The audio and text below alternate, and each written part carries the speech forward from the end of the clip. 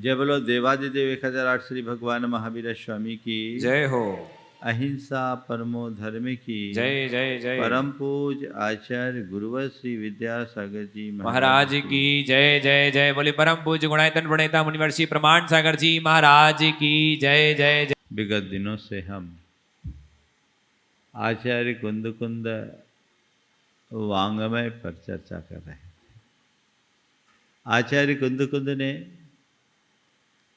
हमें जीवन का मर्म बताया।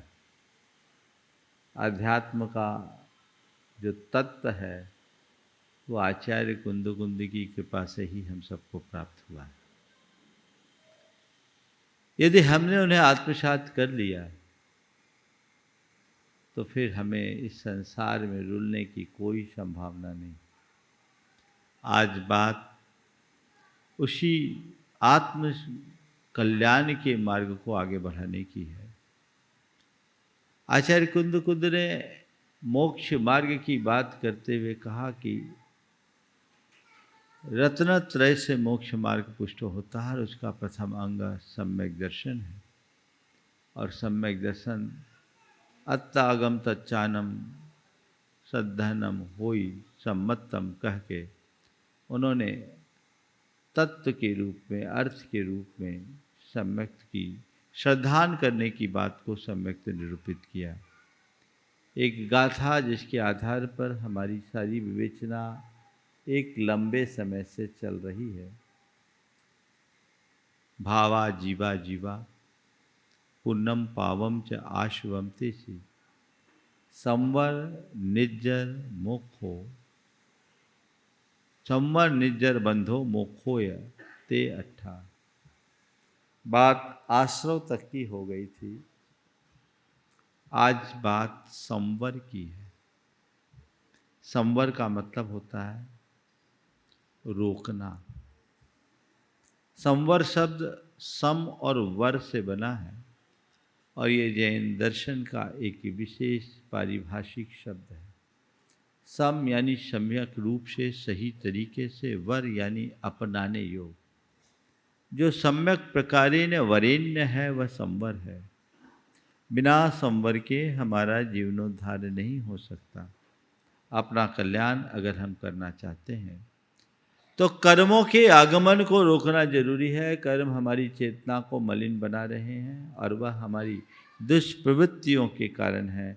हमने आश्रव के कारणों की चर्चा पुण्य और पाप के क्रम में और आश्रव के संदर्भ में बहुत व्यापकता से की।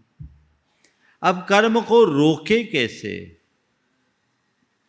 संसार में हर प्राणी दुख से डरता है और सुख से को चाहता है कि नहीं? अगर हम देखें तो हर प्राणी के हृदय में एक भय है और एक कामना है। जो उपस्थित है उसका भय है और जो अनुपस्थित है, अनुपलब्ध है, उसकी कामना है। दुख सामने है जो हमारे लिए भय उत्पन्न करता है और सुख जो हमसे दूर है उसकी कामना है। ये दोनों चीज़ें, ये भय और कामना, हमें अंदर से उद्वेलित करती है। अपने जीवन की दिशा और दशा को बदलने के लिए हमें इस संदर्भ में बहुत गंभीरता और व्यापकता से समझने की जरूरत है। हमारे अंदर की जो वृत्तियां हैं वे ही कर्म को लाती हैं और हमारे अंदर की जो वृत्तियां हैं वही हमें कर्म से बचाती है। कर्म जब तक हमारी आत्मा से जुड़ेंगे, हमारी आत्मा, हमारी चेतना कलंकित होते रहेगी और जब हम उसे नियंत्रित करेंगे तभी कहीं जाकर हम अपने जीवन का पथ प्रशस्त कर सकते हैं। सवाल है कर्म को कैसे रोके। मैंने अभी कहा एक वृत्ति है जो कर्म को लाती है और एक वृत्ति है जो कर्म को रोकती है। आप लोग रोज नल का प्रयोग करते हैं, नल खोलते हैं तो नल को खोलते समय क्या करना पड़ता है? टोटी को घुमाना पड़ता है। किधर घुमाते हैं? बाहर की तरफ। किधर घुमाते हैं? बाहर की तरफ घुमाने से नल खुलता है और भीतर की तरफ घुमाने से नल बंद होता है। रोज का अनुभव है। टोटी को जब बाहर की तरफ घुमाते हैं नल खुल जाता है, और भीतर की तरफ घुमाते हैं तो नल बंद हो जाता है। बस मैं आपसे इतना ही कहूँगा, बाहर की तरफ खोलना यानी आश्रव, भीतर की तरफ मुड़ना यानी संवर। चित्त वृत्ति का बहिर्मुखी होना आश्रव और चित्तवृत्ति का अंतर्मुखी होना संवर। अपनी बहिर्मुखी वृत्तियों को नियंत्रित करके जब हम अंतर्मुखता की ओर बढ़ते हैं, तब कहीं जाकर हमारे जीवन का पथ प्रशस्त हो सकता है। अपनी वृत्ति को हम नियंत्रित करें, किसके बल पर? ज्ञान के बल पर। ज्ञान में वो शक्ति है जो हमारी चेतना को उद्दीप्त करता है और हमारी प्रवृत्तियों को नियंत्रित करता है। ज्ञान वो ज्ञान नहीं जिसे हम अपने दिमाग में बिठाए रखें, वो ज्ञान नहीं, वह तो केवल सूचनाओं का संग्रह है, कलेक्शन ऑफ इंफॉर्मेशन है। वह ज्ञान ज्ञान नहीं, ज्ञान वो है जो हमारे हृदय में स्थित है, जिसे हमने हृदयंगम कर रखा है। अपने हृदय के ज्ञान से हमारे अंतर में वो प्रेरणा जगती है जो हमारी समस्त वृत्तियों और प्रवृत्तियों को नियंत्रित कर लेती है। और जब हमारी आंतरिक वृत्तियाँ और हमारी बाह्य प्रवृत्तियाँ नियंत्रित होती है तो जीवन की दिशा दशा सब बदल जाती है। इसके लिए हमें सतत अभ्यास करने की ज़रूरत है। आप सबसे मैं एक सवाल करता हूँ, कभी ऐसा लगता है कि मेरी आत्मा के साथ कर्म भी जुड़े हुए हैं? अपने जीवन के दुख से तो हर कोई व्यथित है, पर उस दुख के कारण पर कभी किसी का ध्यान गया? चला भी गया हो तो बस हाँ हमने तो कह दिया कर्मों के कारण हमने दुखी हैं। कैसे बोल रहे हैं? यही तो रोज प्रवचन में सुनते, इसलिए हम मान रहे हैं। कर्मों के कारण मैं दुखी हूं कि नहीं? बोलो बोलो, ये मानते हो? हाँ मानते हो ना? ये ऊपर की मान्यता है कि हम कर्मों के कारण दुखी हैं। हकीकत में तुम्हारी मान्यता क्या है? इसके कारण दुखी हैं, उसके कारण दुखी हैं, इस वजह से दुखी हैं, उस वजह से दुखी हैं, इसने परेशान कर रखा, उसने परेशान कर रखा, ऐसा होने से दुखी हैं, वैसा होने की दुखी हैं, ये करने से दुखी हैं, ये करने से सुखी हैं, ऐसा होता तो ऐसा हो जाता, ऐसा नहीं होता तो ऐसा हो जाता। यही तो रटना है। बोलो, फिर आप ये कैसे कहते हो कि हम कर्मों के कारण दुखी हैं? कैसे कहते हो? इसका तात्पर्य क्या है? वस्तु स्वरूप का सच्चा श्रद्धान ही अंदर नहीं है तो हमारी अवधारणा कैसे बदलेगी? और जब तक अवधारणा परिवर्तित नहीं होगी, हमारे जीवन की दिशा दशा नहीं बदल सकती। वस्तु स्वरूप की सच्ची अवधारणा होनी चाहिए। क्या है वस्तु का स्वरूप? सच्चे अर्थों में देखा जाए तो हमारे दुख का कारण न तो कोई बाहर का व्यक्ति या बाहर की परिस्थिति है, न ही हमारे कर्म हैं। कर्म भी हमें दुख नहीं देते। बहुत ध्यान से सुनना, हमारे दुखों का कारण न तो बाहर की कोई परिस्थिति है और न ही हमारे अंदर के कर्म है। ये हमारे दुख के कारण नहीं है। हमारे दुखों के मूल कारण हमारे अंदर का अज्ञान है। कौन है?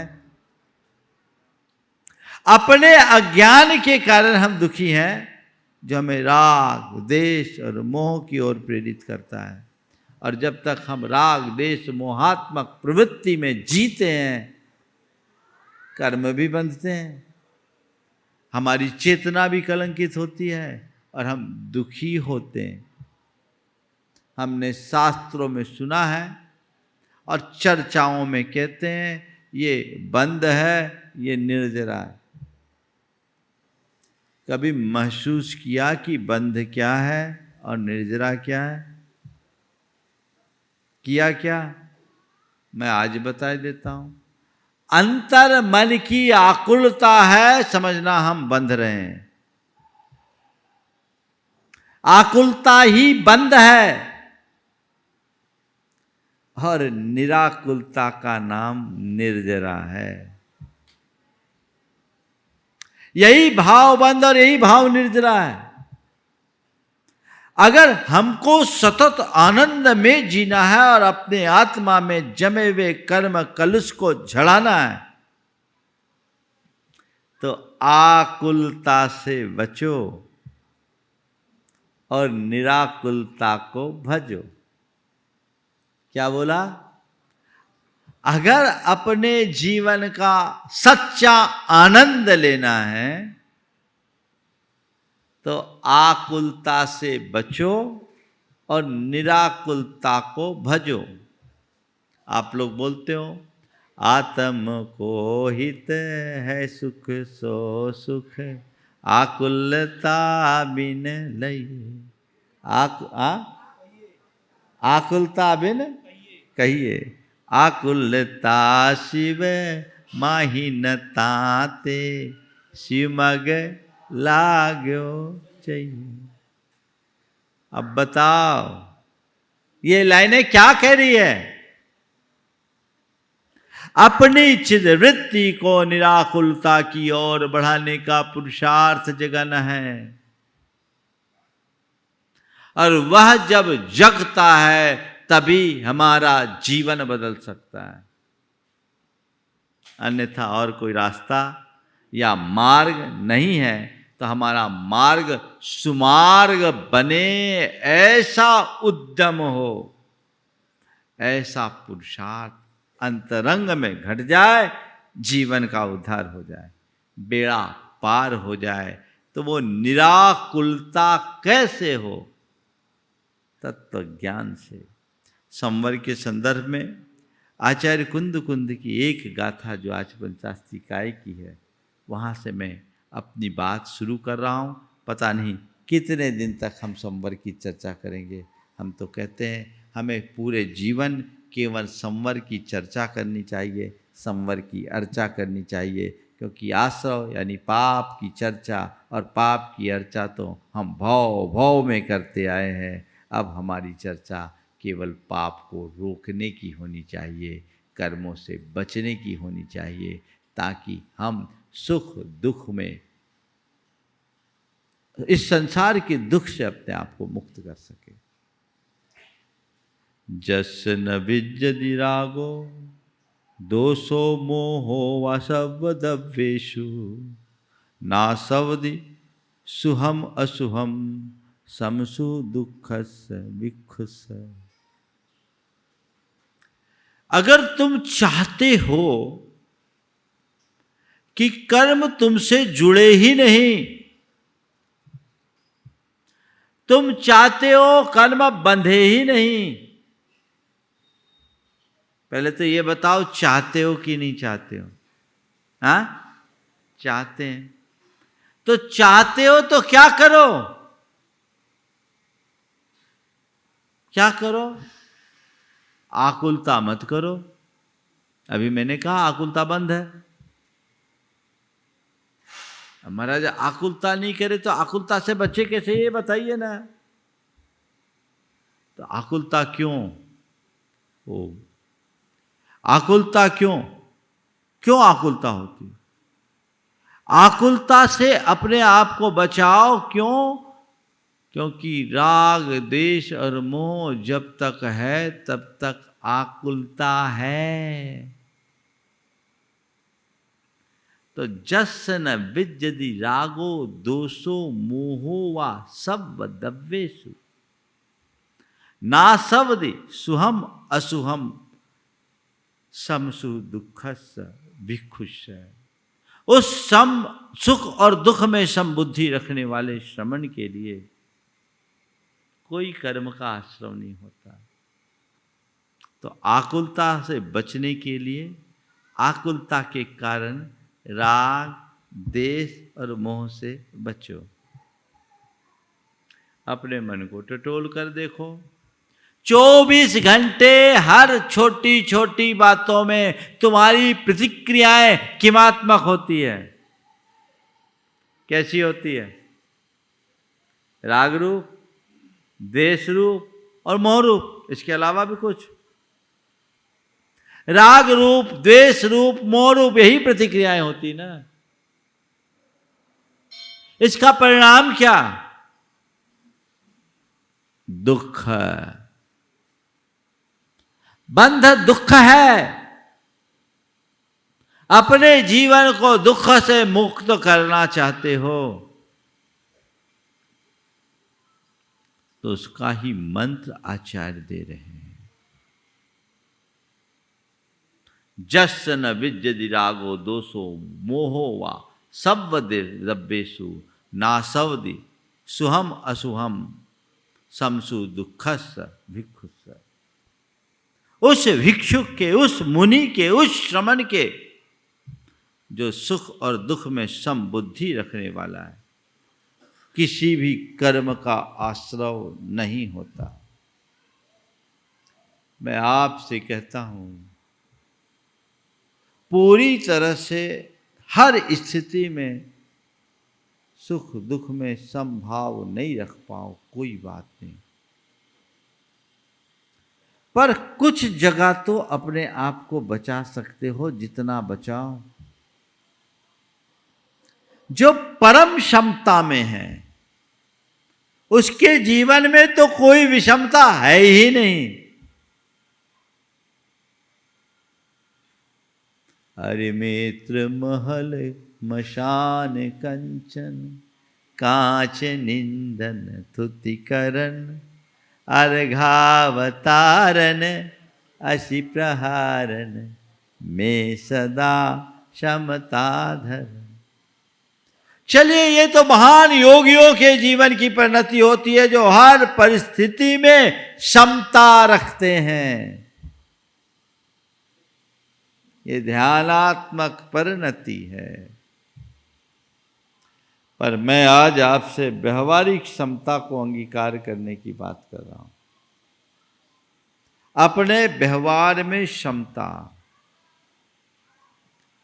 पहले ये बताओ, जीवन में जो चीजें घटती है क्या वो आपके नियंत्रण में है? जीवन में ऐसे बहुत सारी परिस्थितियां और प्रसंग होंगे जो आपके अनुकूल ना हो। आप उनको झेलते हो कि नहीं झेलते हो?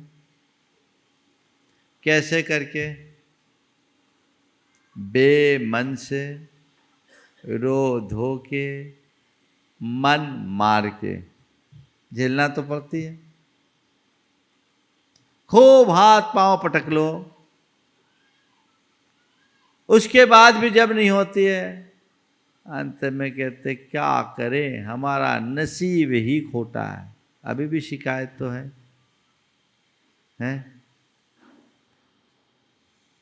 तो बस यही बचने का एक मंत्र दे रहा हूं। और 4 शब्दों पर चर्चा करूंगा। स्वीकार, सत्कार, प्रतिकार और बहिष्कार। स्वीकार, सत्कार, प्रतिकार और बहिष्कार।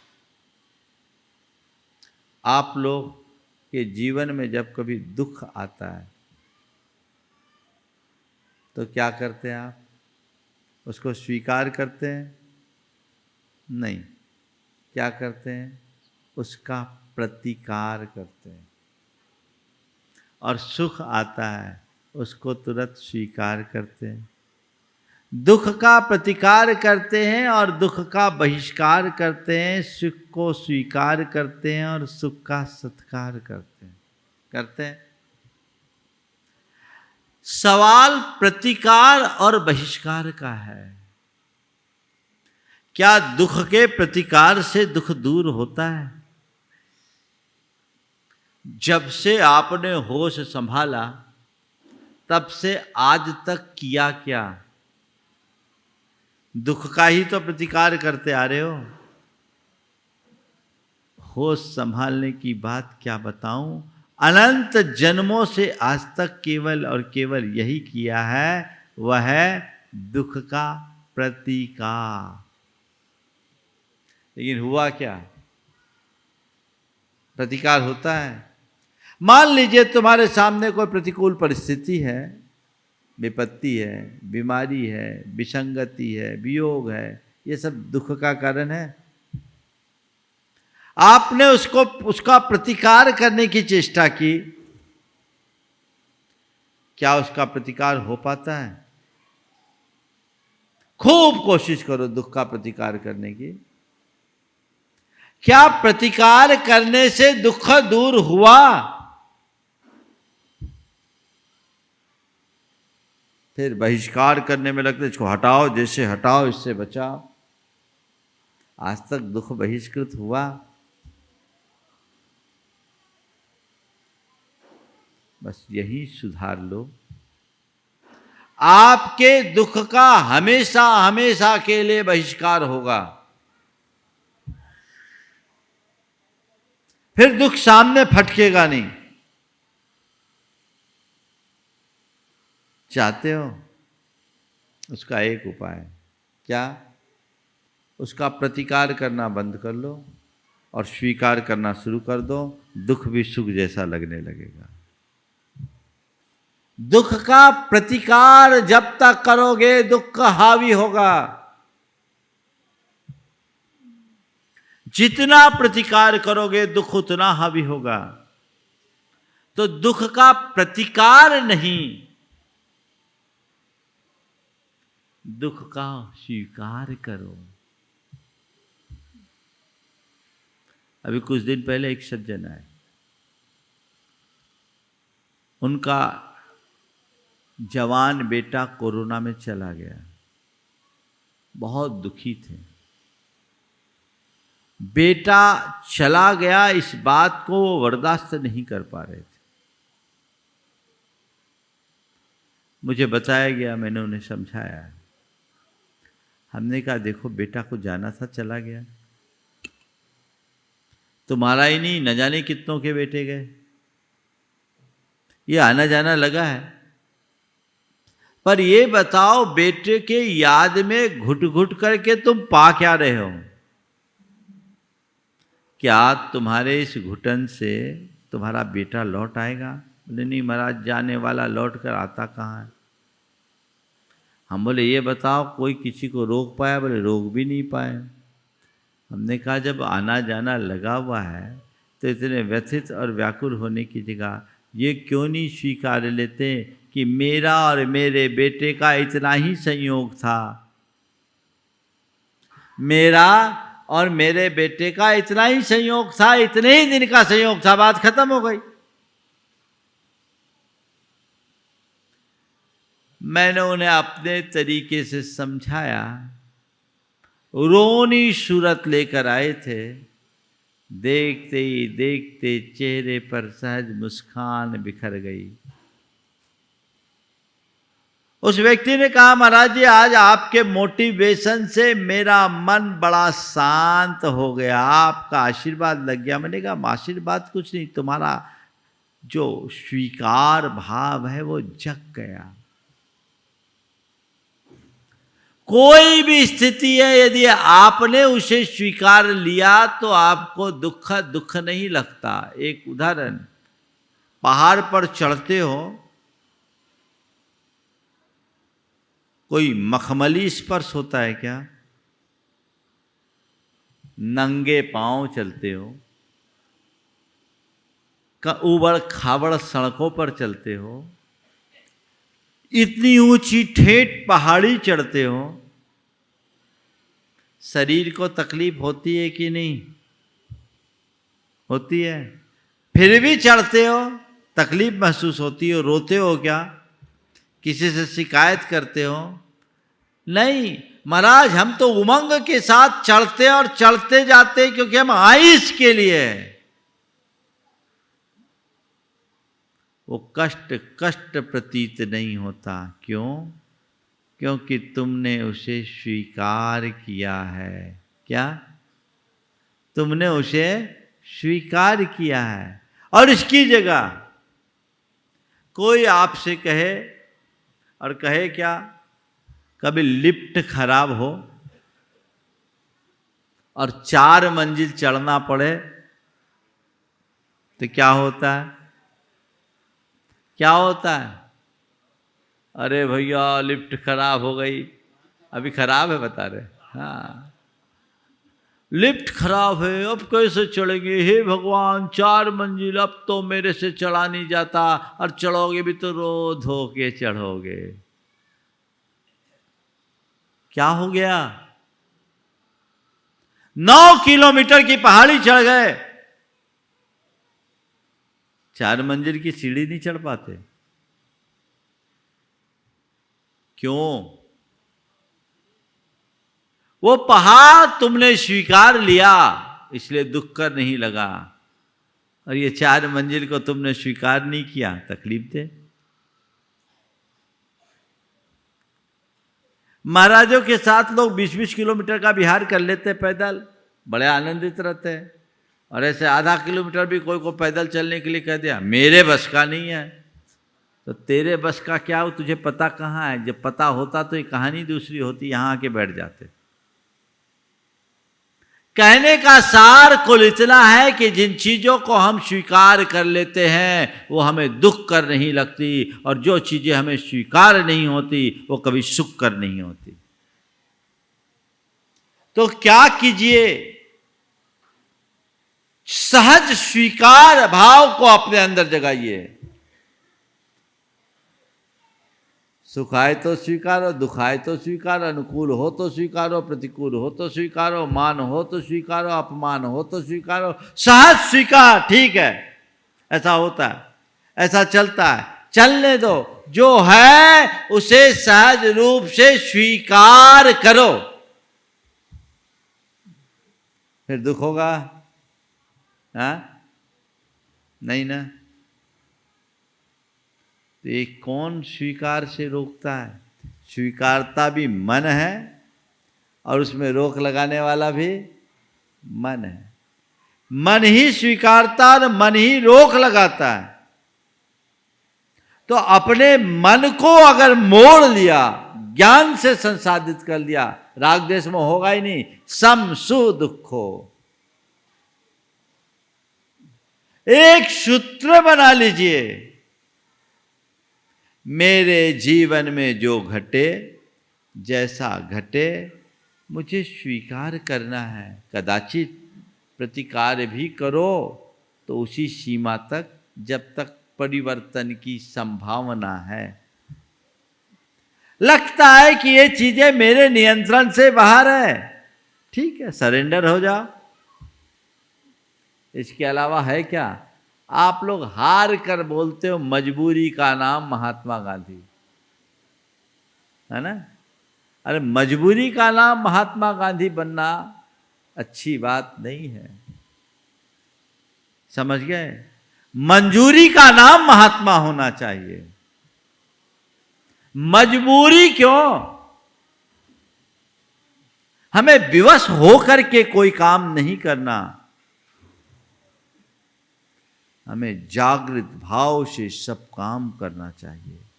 तो स्वीकार करें, जैसे सुख को स्वीकार करते हो वैसे ही दुख को भी स्वीकार करो। जैसे सुख का सत्कार करते हो वैसे ही दुख का भी सत्कार करो। है मन इसके लिए तैयार? सहज रूप से स्वीकार करना है मुझे। बहुत कठिन है। किसके लिए? जिसके मन में अज्ञान छाया है। पर जिसने ज्ञान प्राप्त कर लिया उसके लिए सब चीजें सहज है, सब चीजें सहज। देखिए, स्वीकार करने के बाद जीवन में कैसा आनंद होता है। 4 भाइयों का परिवार,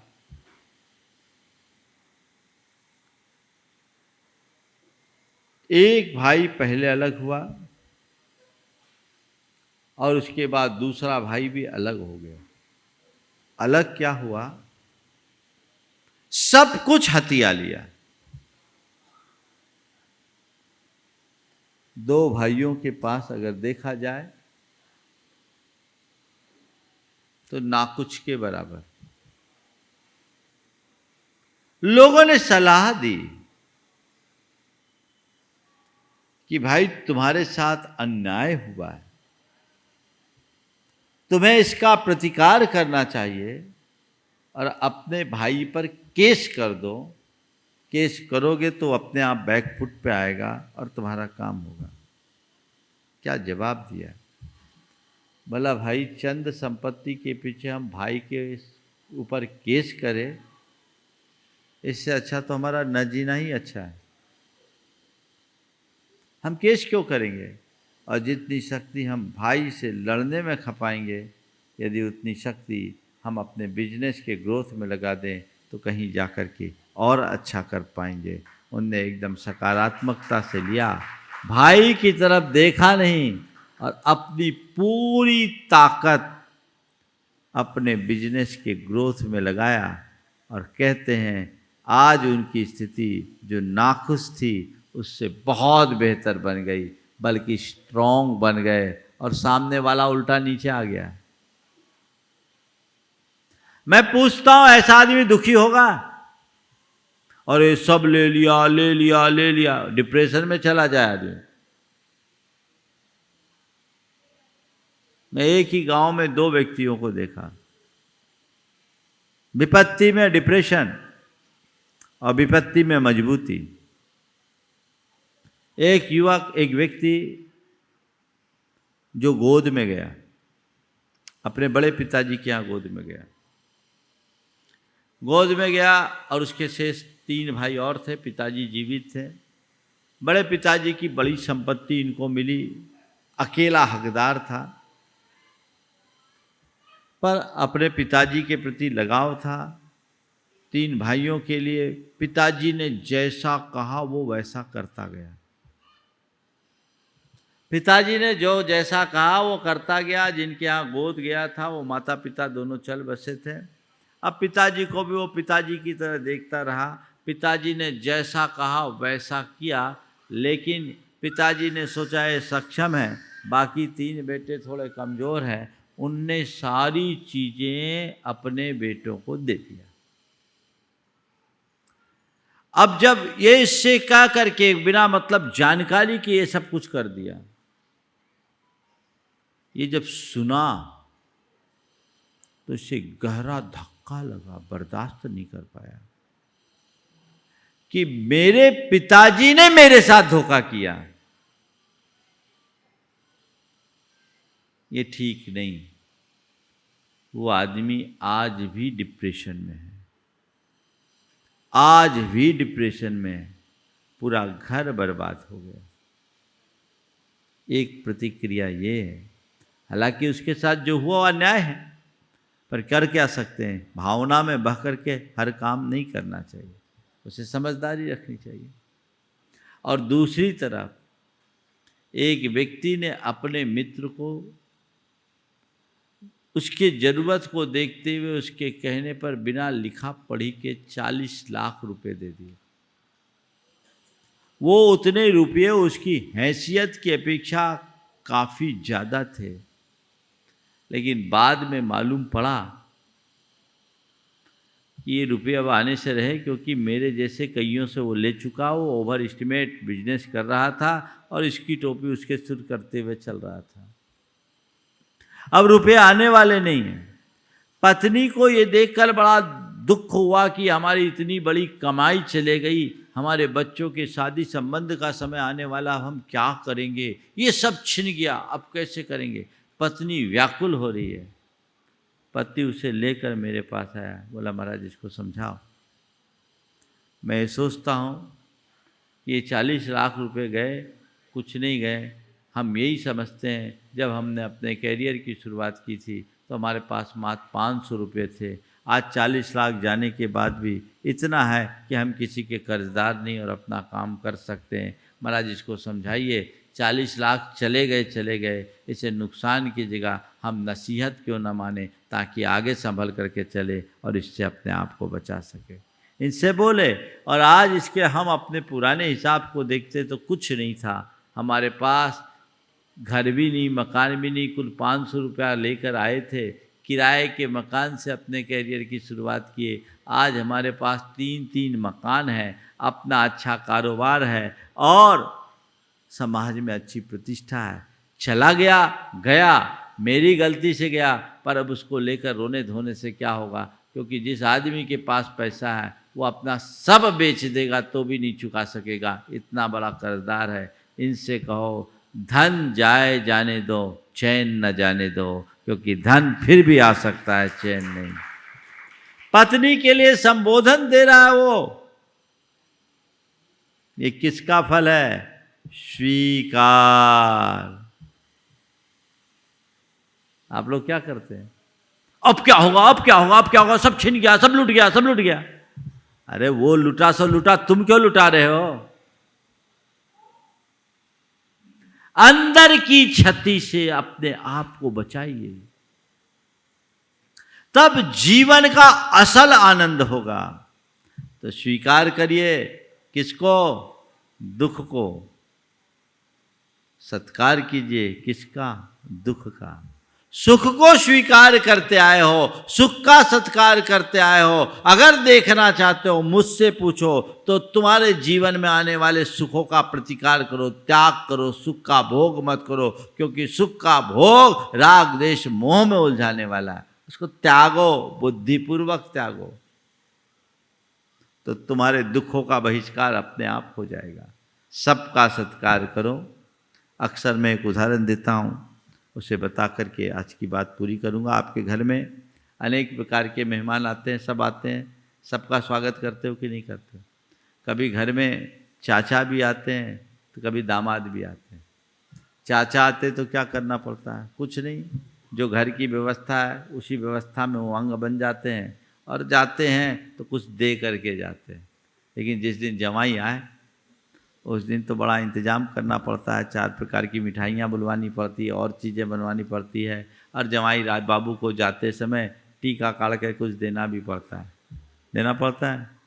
तो चाचा आए, उनको दिया नहीं, उनने आपको दिया। जवाई आए, आपको उल्टा देना पड़ता है। पर बताओ, स्वागत दोनों का करते हो कि नहीं करते हो? करते हो ना? तो बस मैं इतना ही कहता हूँ, सुख आए समझ लो चाचा आए, और दुख आए समझ लो जमाई आया। सत्कार दोनों का करो, स्वागत दोनों का होना चाहिए, सत्कार दोनों का होना चाहिए, है ना? अरे जमाई लोगों को बड़ा लग रहा है, जमाई है ऐसे। मालूम, एक संस्कृत के कवि ने जमाई के लिए क्या कहा? सदा वक्रो सदा क्रूरः सदा मान धनापहा कन्या राशि स्थितो नित्यम जा माता दसमो ग्रह। 9 ग्रह तो सुना है, 10वां ग्रह जमाई है, जो हमेशा वक्री होता है, क्रूर होता है और मान धन को हरने वाला होता है। और कहाँ बैठता है? कन्या राशि पर बैठता है। तो ये चीज़ें अपनी जगह, लेकिन ये तो उदाहरण है, उस उदाहरण को समझते हुए अपने जीवन को आगे बढ़ाने की कोशिश करनी चाहिए। और सुख दुख में समभाव रखो तो तुम्हारा संवर होगा। एक सूत्र अपने अंदर जगा लो, आकुलता बंध है, निराकुलता मोक्ष है, वही मोक्ष मार्ग है। बस मुझे अब आकुल नहीं होना है, यत् किंचित प्रयास करना है, पर परेशान नहीं होना है। जीवन का सार हमारे अंदर आ जाएगा। उस सार तत्व को हम प्राप्त करें और जीवन का पथ प्रशस्त करें। इस स्वभाव के साथ मैं यहीं पर विराम दे रहा हूँ। बोलिए परम पूज आचार्य गुरुवर श्री विद्यासागर जी महाराज की।